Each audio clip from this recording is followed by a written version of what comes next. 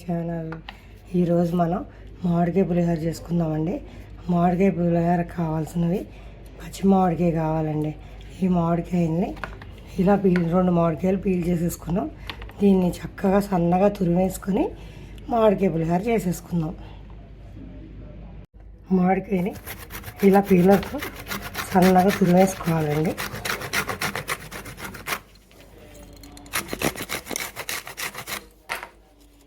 ఇలా వస్తుంది. ఇలా తురిమేసిన మామిడి తురుముని కొద్దిగా ఆయిల్లో వేసుకొని వేయించుకోవాలి. ముందుగా పులిహోర కోసం ఇలా రైస్ పెట్టేసుకున్నానండి. ఏంటి ఎల్లోగా కనిపిస్తుంది అనుకుంటున్నారా? ఈ రైస్లో కొంచెం ఆయిల్, పసుపు, ఉప్పు వేసి ఇట్లా అన్నం వండేసుకుంటాను అనమాట. ఇలా ఆయిల్ వేయడం వల్ల మెతుకు అతుక్కుపోకుండా ఉంటుంది. ఇలా కుక్కర్ పెట్టేసుకుందాం. రైస్ అయిపోయిన తర్వాత చూపిస్తాం. మామిడి తూరు వేగిపోయిందండి.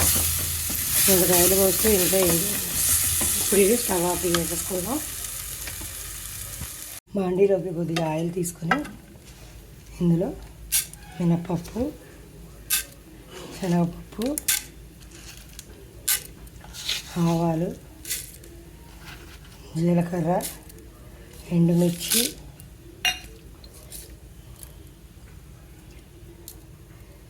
ఇవి స్టవ్ పైన పెట్టేసుకుందామండి. ఇది స్టవ్ పైన పెట్టేసుకొని ఇవన్నీ వేగేటప్పుడే పల్లీలు, జీడిపప్పు, కరివేపాకు వేసి బాగా వేయించుకోవాలండి. తిరుమత వేగినాక ఇందులోనే అల్లం ముక్కలు, పచ్చిమిర్చి ముక్కలు వేసేసుకున్నామండి.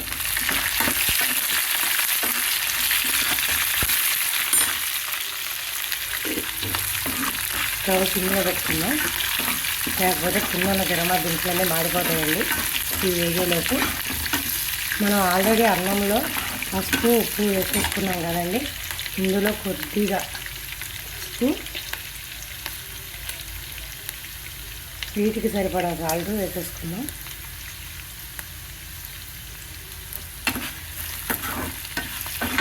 ఇప్పుడు ఇది వేగిన తర్వాత రైస్లో వేసేసుకున్నామండి.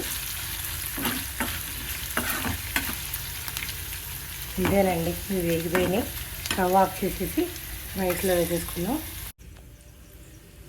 వీడియో నేనే తీసుకోవాలని అందుకనే వేసేటప్పుడు మీకు చూపించలేదు. ఇలా అన్నీ ఇందులో వేసేసుకుందాము. వేయించుకున్నవన్నీ మనం ఇలా వేయించేసి ఇలా చక్కగా కలిపేసుకోవాలండి. దీనిలో మనం ఉడకబెట్టి ఉంచుకున్న మామిడి తురుము కూడా వేసుకోవాలి.